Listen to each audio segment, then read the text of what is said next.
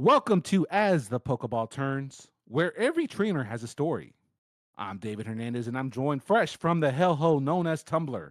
Politichu. Politichu, welcome to As The Pokéball Turns. Hi. I love that you're like, "Ah, yeah, from Tumblr, my smallest platform." I have to reference the hellhole somehow, especially people who Oh, kind of yeah. get the reference on why that is. Yeah. To be fair, I was Tumblr I was a Tumblrita back in the day, so, it's really a homecoming now that I'm back on Tumblr. I rejoined Tumblr after recently getting banned from Instagram. People kept reporting me after I dared to fundraise for a Cuba relief effort.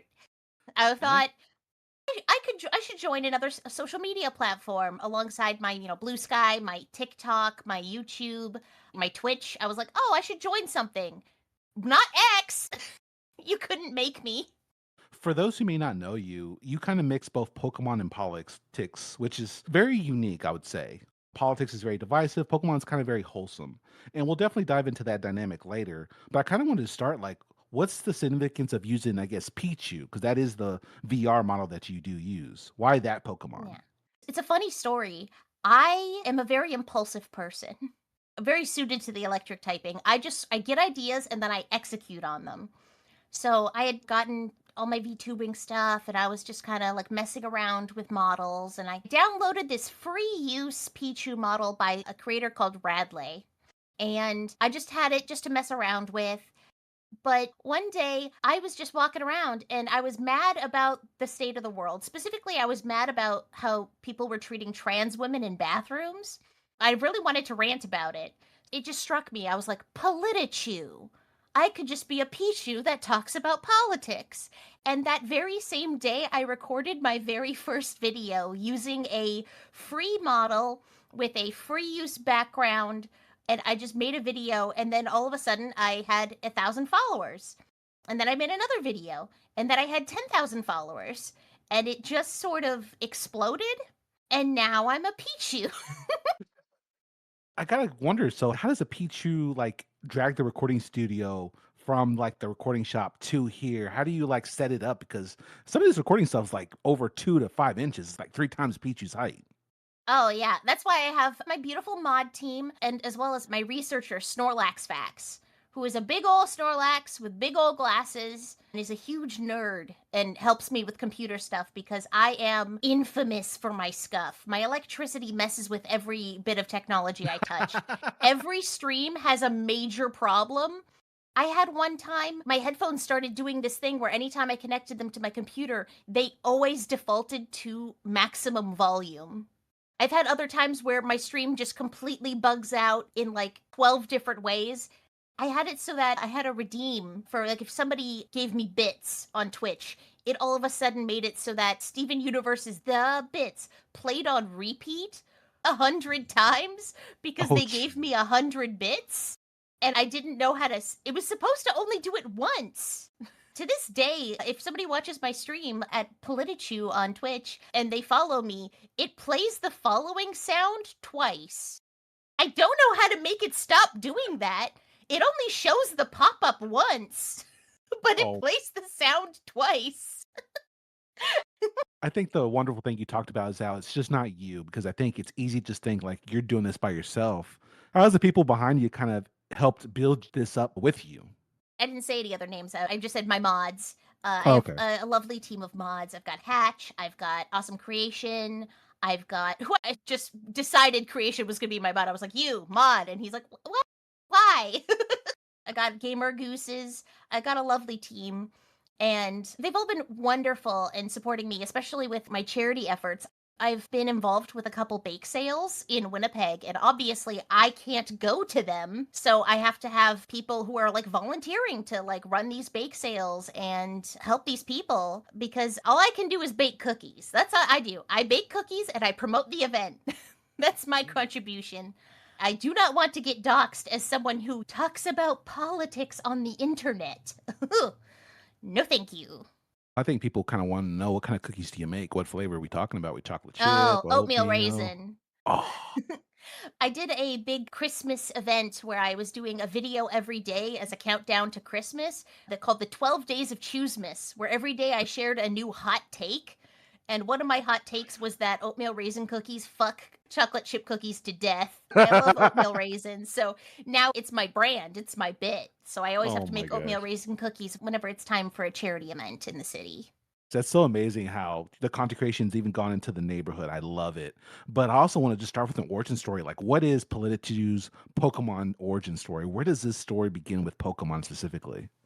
Oh, well, when I was born, very autistic. So it was only a matter of time. Being an autistic millennial, the Pokemon, that was my destiny. But I think the first time I heard of Pokemon was my older sister being like, "We should play Pokemon." And I'm like, "Okay, what's that?"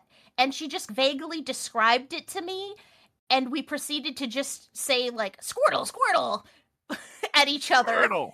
But the second I saw the show, I fell in love. I had to get all the movies on VHS and watch them a million times over. Mewtwo was one of my first crushes, as well as James. I have a real soft spot for James Team Rocket, but also, come on, Mewtwo? I that is my Pokemon defense. I'm like, hey man, he had real estate, he was in STEM, he had the sexy voice. I Like, mean, I was gonna say they're kind of two opposite characters, so I was like, that's hilarious. yeah, Like well, Jane's more whimsical and caring, and Mewtwo's more yeah. serious and James is more of my general type in men. I always tell people I love strong women who could kick my ass and men who are fruity and pathetic. And what is James Team Rocket if not fruity and pathetic? We love that for him. he's definitely the definition of juicy fruit. I will say that. Yeah, I love him. But I fell in love with Pokemon and I remember my first time playing the game, I saved my money from being a little child model to buy a Game Boy from the kid down the street and his copy of Pokemon Blue. But what he didn't tell me was that copy of Pokemon Blue couldn't save because he had already run out the internal battery. Oh no. So, while Kanto was my first gen, I only ever played the first two gyms of Kanto. I got as far as beating Misty because I would just be speed running until the batteries died. The first game I ever truly got to play all the way through was Silver. So I am truly a Johtomon. So my Pichu destiny was being written long ago. Now the question that everybody asks is, what did it feel like to finally reach Gym 3? Because you spent your entire Oh, lifetime only yeah. going to 2 gyms. It must have been nice to finally get to Whitney, of all people. Oh my god. Whitney is my favorite gym leader of all time. She is Ooh, my favorite. She rules. I love that she is a crazy difficulty spike, that she taught children how to persevere. That was the first time I was playing a video game and I felt like, yes, after a boss fight. I felt so powerful and I love that she's a little crybaby about it. She's like, she's not happy about losing. That's something I really wish Pokemon had more. Everyone today is so nice all the time and they're such good sports. I need characters to be piss babies about things. you kinda I want I more need that. authenticity about when you lose, because sometimes losing kinda sucks, if we're honest. Yeah. I don't remember my full Johto team, but I do remember my two like mains from my original Johto team, which was my Meganium and my Ariados. I Oh, love Ariados. Back then, that was the first spider Pokemon ever. That was yes. the coolest thing in the world, the idea of a spider Pokemon. Everyone Gen 1 was like, oh, what if they made a spider? And then they did it, and it ruled. And then now everyone forgets about Ariados, and I feel that's such a shame. Justice No, for Ariados. Give us an evolution to Ariados. I will say this, you are a person after my own heart, because I always started with Chikorita, and I always got Oh, Spinarak yeah. because I loved Spinarak. Because for the same reason for you, it was just a cute spider, and I kinda like that it could learn psychic attacks, although you never wanna teach it, and Chikorita was Yeah. just such a sweetheart, especially from if you watch the anime, I love Bayleaf so much. Oh, yeah. Bayleaf, iconic. Iconic.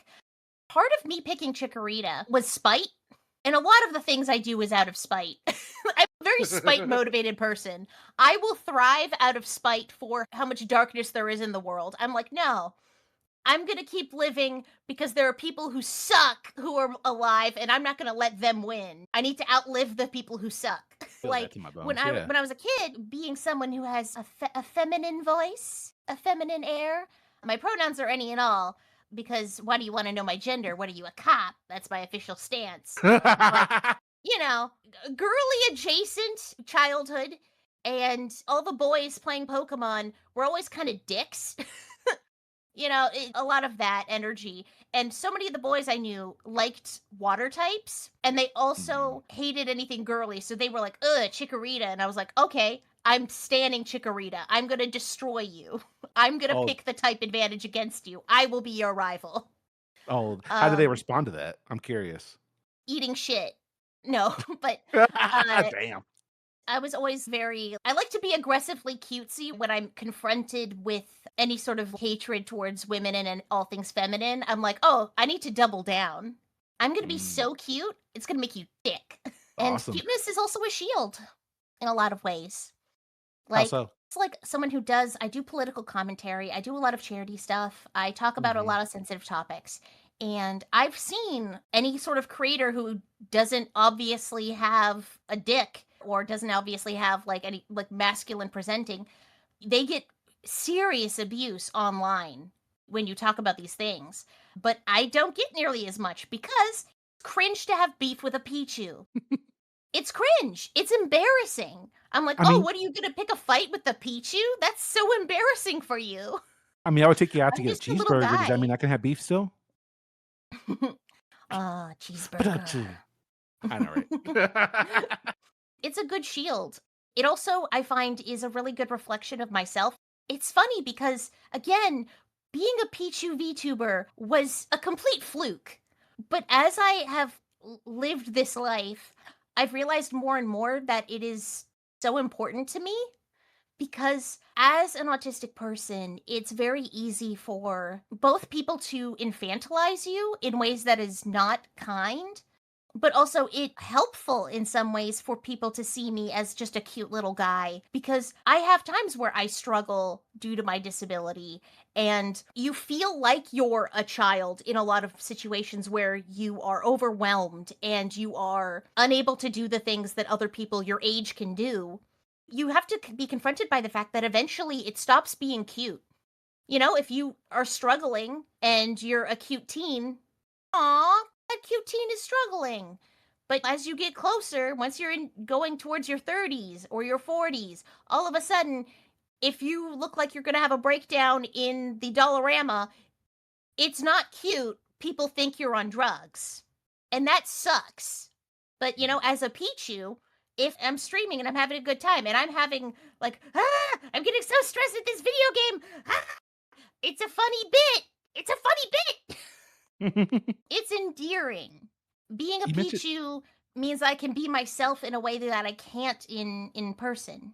well, that was actually a question I would ask because you mentioned how early on when you were into Pokemon, you chose Chikorita out of spite, obviously, Mhm. because the guys were dicks. They were not Yeah. probably friendly.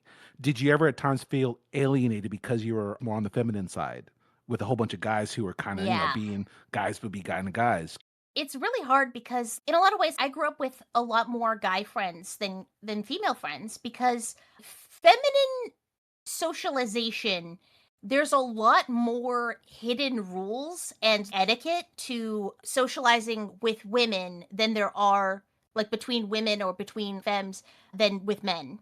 The way that the social structure works when you're a kid, there's a lot more going on, and that's a lot harder to track when you're autistic. So I ended up hanging out with a lot of the boys, and also gender is whatever. Gender for me, again, pronouns, any and all. Gender's a bit more complex, but you end up hanging out with a lot of guys and then you get extra girly out of spite, and then it's what's the truth? Gender for me as an expression was always in a response to something. Oh, people expect me to be super girly. Okay, I'm gonna go really tomboy. Oh, people expect me to be really tomboy if I'm gonna be doing all this boy stuff. Okay, I'm gonna be extra girly while doing the boy stuff. I think that a lot of people operate on this idea that in order to thrive, in order to be a good person, in order to be doing good things, they have to entirely have a pure heart, like a sweet shonen protagonist. But sometimes it's okay to acknowledge your own negative feelings and be able to channel them into something positive. And I want that to be what my platform is, you know? Like, I think that the world is absurd and it is stupid, and everything in the news is mind boggling. It's mind boggling that these terrible things are allowed to happen. But I choose whimsy. I choose whimsy every day. And I choose whimsy out of spite. I'm going to have a great time and I'm going to make things better. Fuck you. I'm going to be a cutie patootie about it. Because the world is kind of so dark at times. And you said that you're whimsy because of spite. Do you do that because that's your way of coping with everything going on? Or is that kind of what you generally believe, that you kind of believe in a better tomorrow, if that makes sense? I believe in a better tomorrow, and I believe that whimsy is an important thing for us to hold on to as we move towards a better tomorrow. Whimsy is art, whimsy is joy, and whimsy is imagination. And that's what you need Mm. to be able to get a better tomorrow. But at the same time, I think whimsy is a great way to fight. It's a great counter because the kind of people who are being abusive, again, it's cringe to fight with a Pichu. It's cringe to be doing problems when, like, how do I put this? Have you heard about anti-fascist frog? I have not. So during the big protests that were happening in and still ongoing in many ways, the protests that have been happening against Trump and his ICE in California, there was a hero who rose, which was a guy in an inflatable frog costume. And that's whimsy. And there's been certain levels of people who take it too far where they go, "Oh, we're going to go to the protest and we're going to do this dance that we choreographed." I'm like, "That you're wasting time choreographing dances. That's not actually you doing things." But if you're at a rally, you're at a protest and you're dancing, that rules. Mm. But don't make a whole thing out of doing practices to go to the thing. Just go. Be silly. Make it so that it's very obvious that you are not threatening. You are not someone who's trying to tear down the city. Be a little whimsical about it, because then anyone who sees the photos, who sees the videos of these terrible people, ICE smashing and attacking people who are just being a little whimsical about it, it's obvious to see who's at wrong. Now, after Pokemon Silver, how did you kind of continue to progress in the Pokemon? How did you keep engaged with it? Were you still playing the games, the anime? Oh Like, what did yeah, that? I was playing all the games. I kind of fell off the anime a little bit somewhere around Hoenn. I did not care for Max. He insists upon himself. But I kind of fell off the anime, but I was still really engaged in the games. I was constantly imagining myself on my Pokemon journey. I was always having just a blast with it. I played Ruby, I played Pearl, because of Mm. course all the boys were getting Diamond because, oh, Pearl, this pink. Hey, Ooh. Pearl Gang, let's go. Yeah. I didn't actually get to play Black and White though, because my DS got stolen Did? right Oh before no. then. Yeah. Yeah, I would bring my DS to school and it got stolen. Never got it back, I assume. Yeah, no. Oh Yeah, my no. god. It wasn't stolen, it was stolen from the teacher's desk by another student. That must have been difficult for you though, especially at that age. Losing a Yeah. DS is like Yeah, it was kind of heartbreaking. brutal, but eh, I made do. I got a 3DS in time for X and Y and been playing all the games since. Though, again, I also did not care for Sun and Moon. I did not care for it. It insists upon itself. Yeah, I could not relate to Sun and Moon. I really couldn't. I was like, there's not, it's so confined. Everybody's tutorializing you every 2 seconds.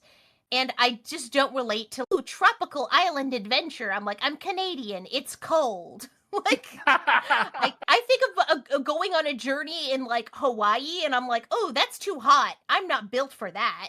Like a Igloo. sweaty Pokemon adventure. You want the snow point city of the world.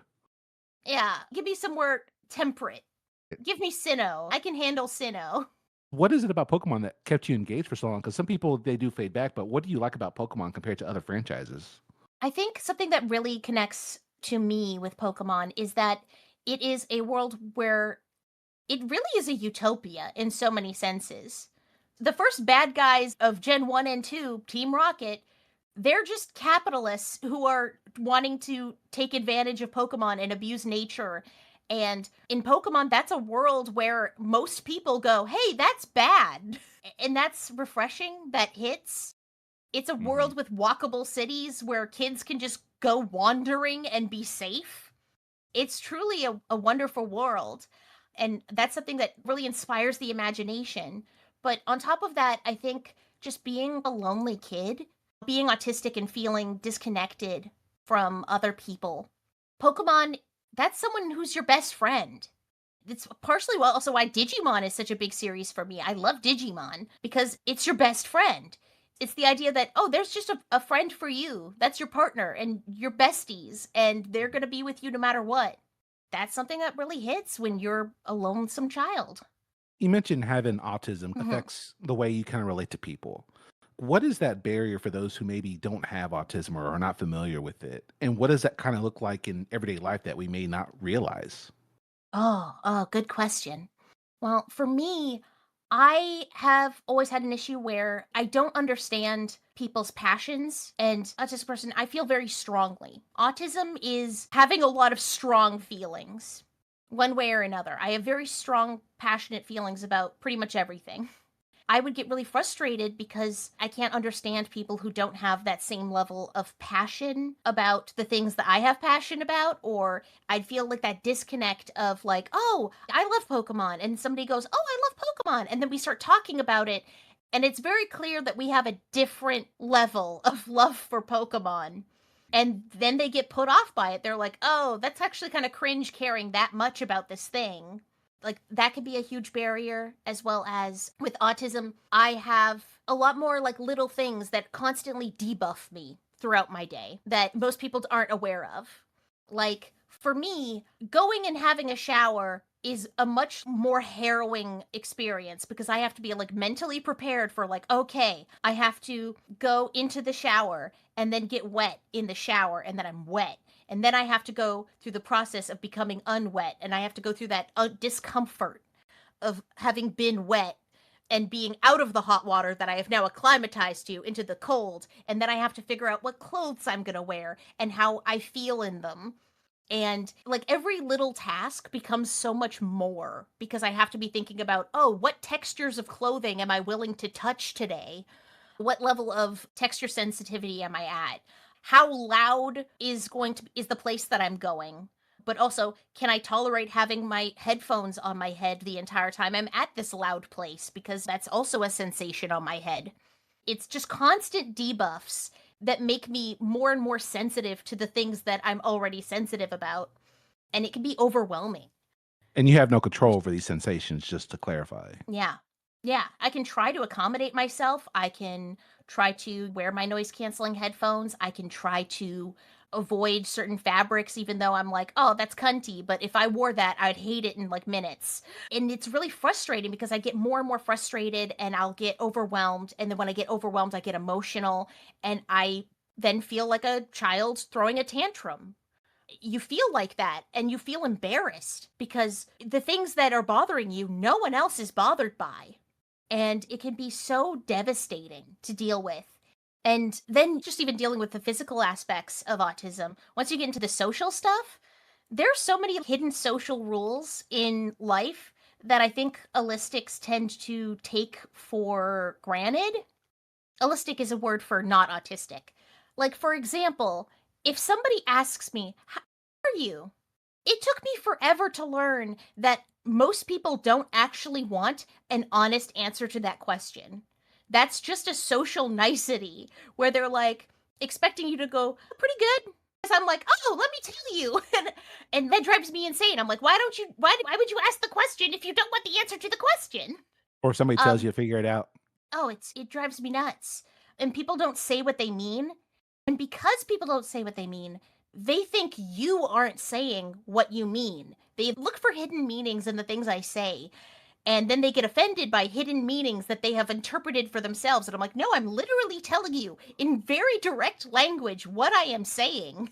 And that feeling of just not speaking the same language of most of the species is infuriating. I had to take anger management classes when I was a kid because I'd get so frustrated because I was like, why are people like making up stuff about the things I say? I'm being very clear with direct language.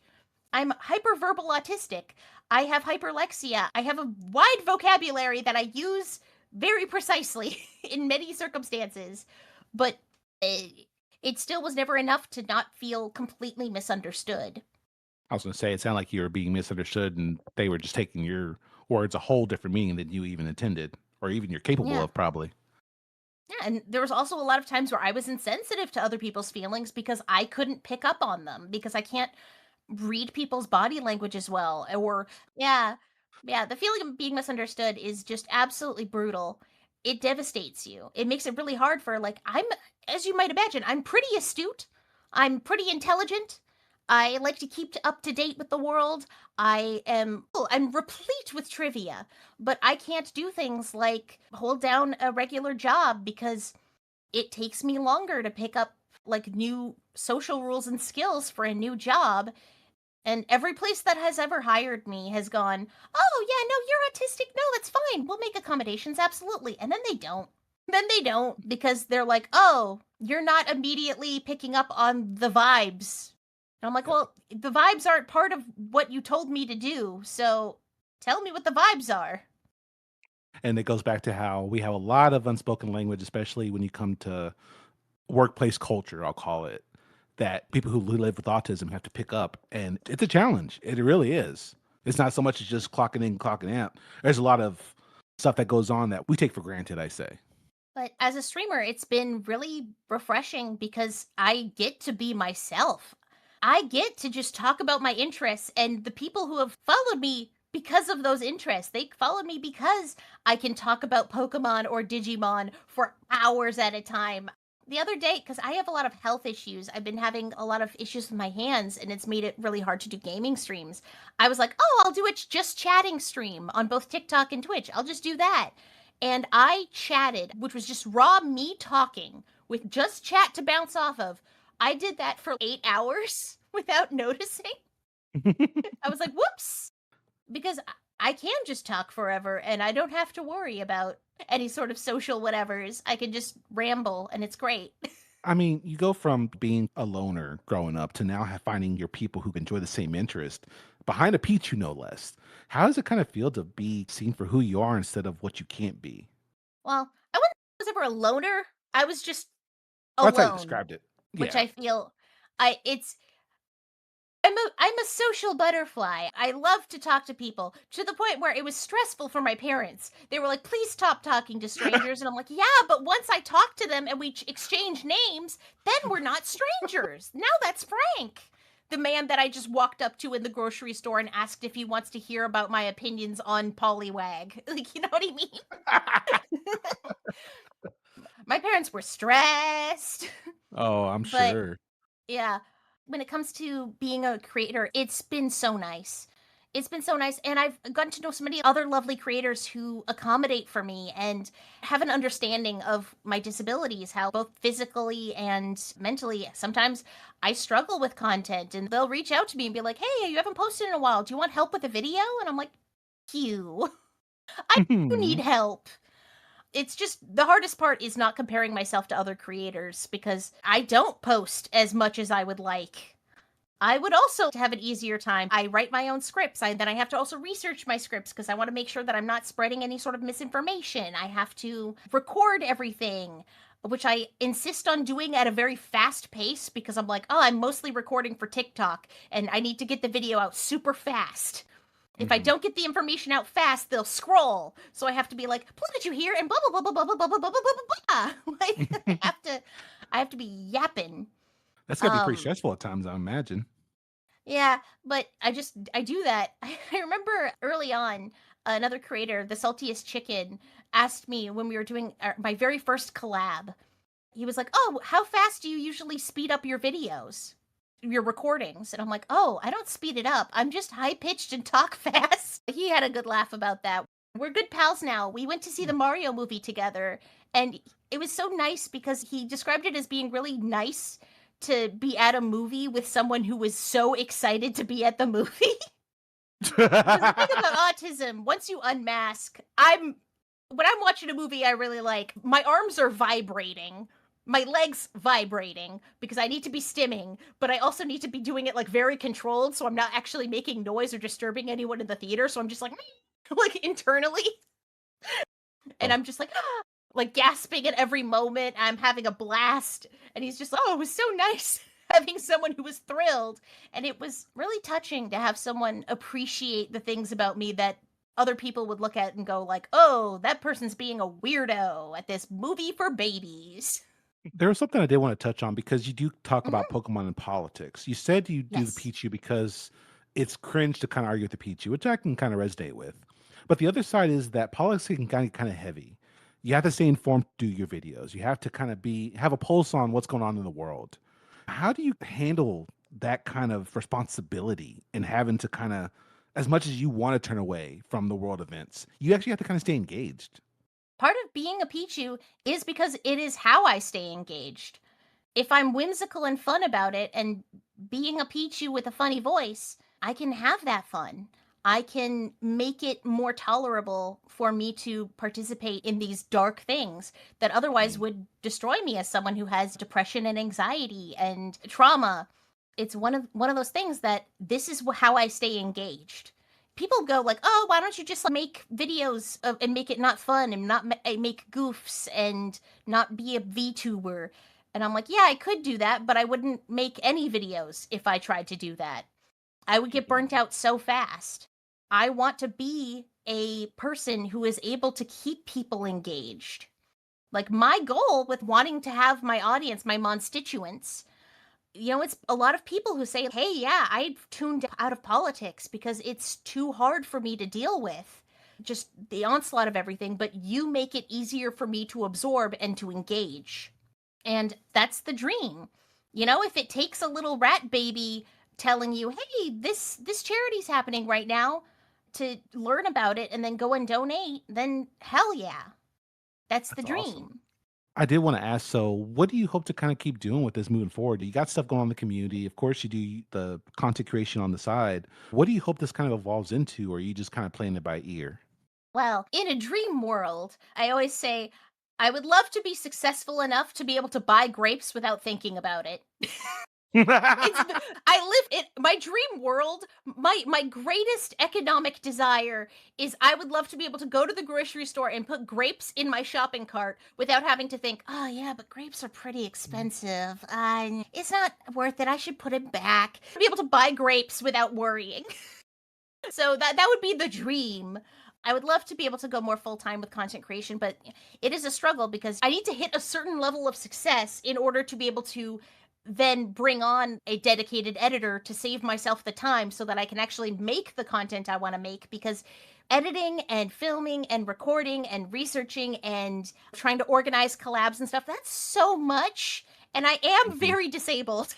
I do my best, but I'm working with a big hurdle that I have to jump over that a lot of other content creators may not have. It's a bit harder for me, but I have such an amazing community built up. My Discord server, Poke Parliament, we have community nights on Sunday nights, and it's so good. It's so many autistic people. Like statistically, we always joke, like somebody comes in and they're like, "Oh yeah, I'm also autistic." And we're like, "Yeah, you're here. It's diagnostic." This is diagnostic criteria. Be in Politichu server. There you go. And it's great. We'll do bits. We'll all start echolaling. I do indie voice acting. I play various characters in Dragon Ball Classic Abridged on the Gunchpot YouTube channel, where I play all sorts of characters, including Chi-Chi, because I have the range. And I can do any kind of voice you can imagine. Nice. And it's so fun because I have this community where people love echolalia, so we'll just do full Family Guy skits in my Discord server. We'll goof around. They'll support me through everything and always want to reach out and make sure that I'm doing well because I have so many health issues and I'm in and out of the hospital. And I could not be more grateful for the platform that I have now. I'd love for it to grow, but even just having what I have now is a dream. Though eventually I'll probably have to stop being a Pichu if I don't want Pokemon killing me in my sleep. Hey, at least you didn't take It's its mascot. I think you're probably safe for that for now. Yeah, people always ask me like, "Oh, when are you evolving?" And I'm like, no. Probably If I never. became a Pikachu, I'd die. By all rights, I should be in the clear because let's be real, people have had Pokesonas since the dawn of time Mhm. and starts making you wonder, oh, what if somebody has a Lucario fursuit? Is that mimicking Pokemon? It's one of those things where legally, Nintendo has every right to be like, hey, can you stop? And I'm like, fair enough. But it would be a bad look in a lot of ways. But Mhm. again, I probably should switch off eventually. I am looking at doing a GoFundMe or something for my birthday to try and get a legally distinct model done of my merch Sona, which is an Mhm. anime character design I made for all of my merch because I definitely can't sell Pichu merch. No. It's one of those things where I know my time is coming, but I'm cherishing my Pichu moments while I can. Because again, I became a Pichu because I'm broke. I don't have money. Well, Politichu, we like to ask this question with every guest, and I do definitely want to open it up to you. One question I always ask is if somebody was going to come battle you 6-on-6 in a Pokemon battle, what 6 Pokemon would you bring Oh, besides okay, yourself? okay, okay. Besides myself. Okay, that's fair. Unless you want to bring People yourself, then always hey. ask me, "What's your favorite Pokemon besides yourself?" And I'm like, "I'm never gonna tell you. It's me, and I should be your favorite." Exactly. I'll ask my chat, I'm like, "Oh, what's your favorite Pokemon?" And then they'll all be like, "Oh, Umbreon. Oh, Garchomp." And I'm like, "It should be me, you fools. The answer is me." No, okay. I'm gonna say Breloom in honor of Luigi because I think that is the most political Pokemon after me. Uh, probably Fair. before me, let's be real.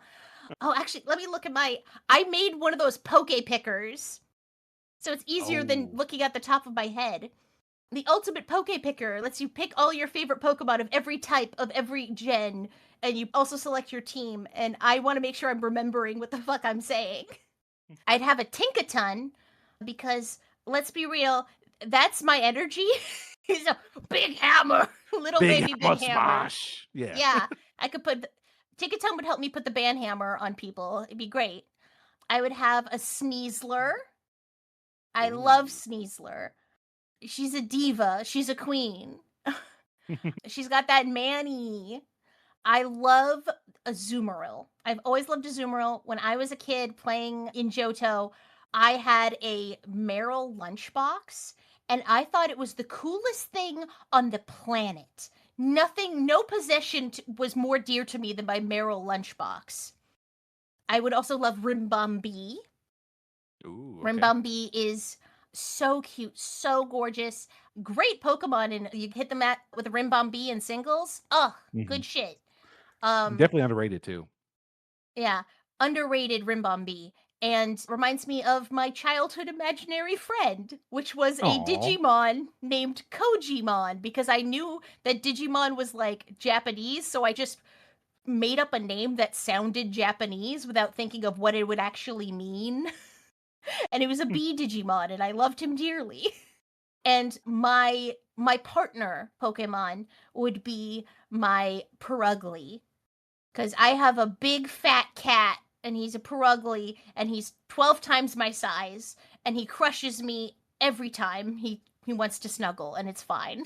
Aw. Oh, and to wrap up, I do want to share one thing with your audience. Sure. And that is my motto. All you can chew is all you can chew. This was actually advice given to me by Clint McElroy of podcasting fame. He gave me some advice at my darkest hours. He was always so sweet and kind, talking to me and giving me advice when I was dreaming of being in radio and doing podcasts myself. But, he told me this when I was really struggling. He told me, all you can do is all you can do. And that it was words from his late wife, Leslie McElroy. And it really hit me. And it struck me in a way that I don't even think he fully even knows that it has changed my life. All you can chew is all you can chew is the acknowledgement that there are things that you can't do, but that you should focus on the things that you can, and that doing the things that you can do has value and worth if you can't be out there door knocking to help with your political movement, if you can't be out there being on a flotilla to go deliver aid, you can do a live stream where you fundraise for a Palestine fundraiser. You can do these little things, and they matter. Also, oatmeal raisin cookies are the best. That I can agree to. The for other thing, sure. that number one, all you can chew is all you can chew. Number two, oatmeal raisin cookies, fuck all your other cookies to death. They're the best. They have the texture. They have everything. Well, thank you for listening to As The Pokeball Turns, where every trainer has a story. If this episode resonated with you, share the episode with a fellow trainer and follow the podcast for more voices, more journeys, and more memories. I'm David Hernandez, and remember, your next Pokemon adventure begins here.